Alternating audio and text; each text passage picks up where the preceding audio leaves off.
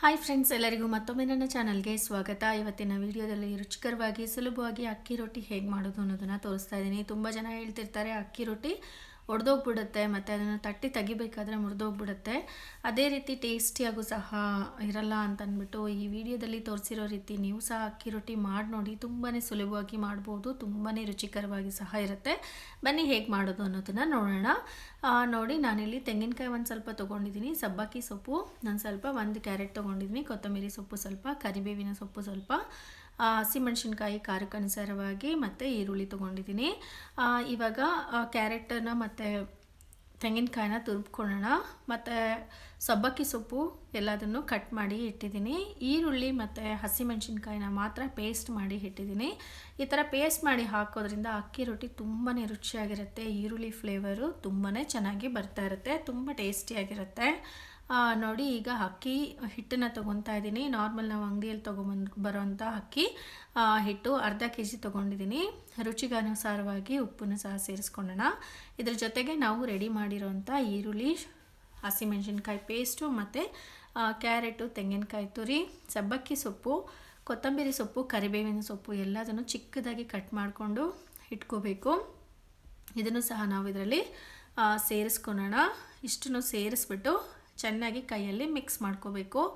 ಯಾವುದೇ ಕಾರಣಕ್ಕೂ ಸ್ಟಾರ್ಟಿಂಗಲ್ಲಿ ನೀರು ಹಾಕಬಾರ್ದು. ಫಸ್ಟ್ ಇದನ್ನೆಲ್ಲ ಹಾಕಿ ಚೆನ್ನಾಗಿ ಕಲಿಸ್ಕೊಂಡು, ಅದಾದಮೇಲೆ ಈರುಳ್ಳಿ ಹಾಕಿರೋದ್ರಿಂದ ನೀರು ಸ್ವಲ್ಪ ಬಿಡುತ್ತೆ, ಅದರಿಂದ ಸೊಪ್ಪುಗಳಲ್ಲೂ ನೀರಿರೋದ್ರಿಂದ ಇದೆಲ್ಲ ಚೆನ್ನಾಗಿ ಕಲಸಾದ್ಮೇಲೆ ಸ್ವಲ್ಪನೇ ನೀರು ಹಾಕ್ಕೊಂಡು ನಾವು ಇದನ್ನು ಮಿಕ್ಸ್ ಮಾಡ್ತಾ ಬರಬೇಕು. ತುಂಬ ತೆಳ್ಳಗೂ ಮಾಡ್ಕೋಬಾರ್ದು, ಅದೇ ರೀತಿ ತುಂಬ ಗಟ್ಟಿಯಾಗೂ ಸಹ ನಾವು ಕಲಿಸ್ಕೋಬಾರ್ದು. ಸ್ವಲ್ಪನೇ ನೀರು ಹಾಕ್ಕೊಂಡು ನಾವು ಚಪಾತಿ ಹಿಟ್ಟಕ್ಕಿನ್ನು ಸ್ವಲ್ಪ ತೆಳ್ಳಗೆ ನಾವು ಇದನ್ನು ಕಲಿಸ್ತಾ ಬರಬೇಕು. ನೋಡಿ, ಈ ಥರ ಕಲಿಸ್ಬಿಟ್ಟು ನೀವು ತೆಗೆದು ಮುರಿದು ನೋಡಿದ್ರೆ ನೋಡಿ, ಈ ಥರ ಈಸಿಯಾಗಿ ನಮಗೆ ಉಂಡೆ ಕಟ್ಟೋಕ್ಕಾಗಬೇಕು. ಅದೇ ರೀತಿ ಸಾಫ್ಟಾಗೂ ಸಹ ಇರಬೇಕು. ಅದಕ್ಕೆ ಕಲಿಸ್ಕೊಂಡು ಈ ಹಿಟ್ಟನ್ನು ಒಂದು 10 ರಿಂದ 15 ನಿಮಿಷಗಳ ಕಾಲ ಹಾಗೆಯೇ ಬಿಟ್ಬಿಡೋಣ.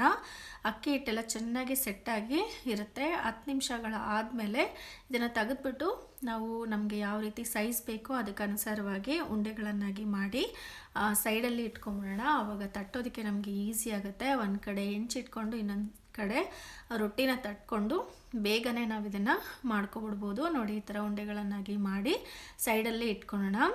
ಇವಾಗ ಇದನ್ನು ತಟ್ಕೊಳ್ಳೋಣ. ಒಂದು ತಟ್ಟೆ ಎತ್ಕೊಂಡಿದ್ದೀನಿ. ಆ ತಟ್ಟೆ ಮೇಲೆ ಒಂದು ಸ್ವಲ್ಪ ಪ್ಲಾಸ್ಟಿಕ್ ಕವರ್ ಇರುತ್ತಲ್ಲ, ಆ ಪ್ಲಾಸ್ಟಿಕ್ ಕವರ್ಗೆ ಎಣ್ಣೆನ ಸವರ್ಕೊಂಡು ಈ ಒಂದೊಂದೇ ಉಂಡೆನ ತೊಗೊಂಡು ಈ ಥರ ತಟ್ತಾ ಬರಬೇಕು. ನೀವು ಬೆರಳುಗಳಿಗೆ ಎಣ್ಣೆ ಅಥವಾ ನೀರನ್ನು ಹತ್ಕೊಂಡು ಈ ಥರ ತೆಳ್ಳಗೆ ತಟ್ಕೊಂಡು ಬರಬೇಕಾಗತ್ತೆ.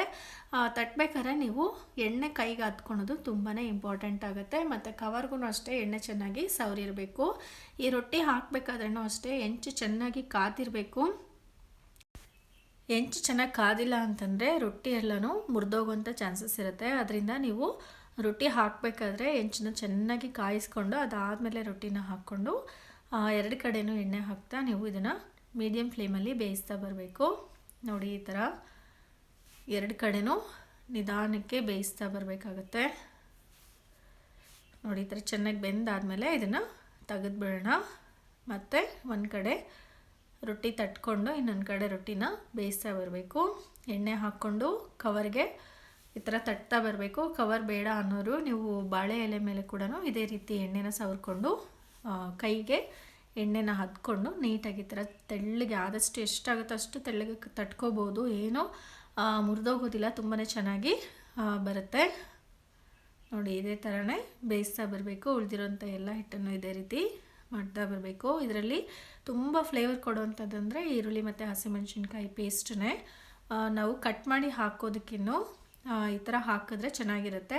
ಅದೇ ರೀತಿ ಕೆಲವರೆಲ್ಲ ಈರುಳ್ಳಿ ತಿನ್ನಲ್ಲ ಅನ್ನೋರು ಕಟ್ ಮಾಡಿ ಹಾಕಿದ್ರೆ ಸೈಡಲ್ಲಿ ಎತ್ತಿ ಇಡ್ತಾ ಇರ್ತಾರೆ. ಅದಕ್ಕೋಸ್ಕರ ನಾವು ಪೇಸ್ಟ್ ಮಾಡಿ ಹಾಕಿಬಿಟ್ರೆ ರುಚಿನೇ ತುಂಬ ಚೆನ್ನಾಗಿರುತ್ತೆ. ಅದೇ ರೀತಿ ಈರುಳ್ಳಿ ತಿನ್ನಲ್ಲ ಅನ್ನೋರಿಗೂ ಸಹ ಈರುಳ್ಳಿ ಒಳಗಡೆ ಹೋಗುತ್ತೆ, ಆ ರೀತಿ ಆಗುತ್ತೆ. ನೋಡಿ, ಈ ಥರ ಚೆನ್ನಾಗಿ ಬೆಂದಿದೆ. ಇವಾಗ ಇದನ್ನು ಸರ್ವ್ ಮಾಡ್ಕೊಳ್ಳೋಣ. ಇವತ್ತು ಈ ಅಕ್ಕಿ ರೊಟ್ಟಿನ ನಾನು ಈರುಳ್ಳಿ ಚಟ್ನಿ ಜೊತೆಗೆ ಸರ್ವ್ ಮಾಡ್ತಾಯಿದ್ದೀನಿ. ಈರುಳ್ಳಿ ಚಟ್ನಿ ಹೇಗೆ ಮಾಡೋದು ಅನ್ನೋದನ್ನು ನಾನು ವಿಡಿಯೋ ಆಲ್ರೆಡಿ ಅಪ್ಲೋಡ್ ಮಾಡಿದ್ದೀನಿ, ನೀವು ಅದನ್ನು ಸಹ ಖಂಡಿತ ನೋಡಿ. ಮತ್ತು ಈ ವಿಡಿಯೋ ನಿಮಗೆ ಇಷ್ಟ ಆಗಿದೆ ಅಂತ ನಾನು ಭಾವಿಸ್ತೀನಿ. ಇಷ್ಟ ಆಗಿದ್ರೆ ಲೈಕ್ ಮಾಡಿ, ಶೇರ್ ಮಾಡಿ, ಮತ್ತು ನನ್ನ ಚಾನಲ್ನ ಸಬ್ಸ್ಕ್ರೈಬ್ ಮಾಡಿ. ನೀವು ಸಹ ತಯಾರು ಮಾಡಿ ಹೇಗೆ ಬಂದಿತ್ತು ಅನ್ನೋದನ್ನು ನನಗೆ ಕಮೆಂಟ್ ಬಾಕ್ಸಲ್ಲಿ ತಿಳಿಸಿ. ಈ ವಿಡಿಯೋ ಮತ್ತು ನನ್ನ ಚಾನಲ್ನ ನಿಮ್ಮ ಫ್ಯಾಮಿಲಿ ಮತ್ತು ಫ್ರೆಂಡ್ಸ್ ಜೊತೆಗೂ ಸಹ ಶೇರ್ ಮಾಡ್ಕೊಳ್ಳಿ. Thank you.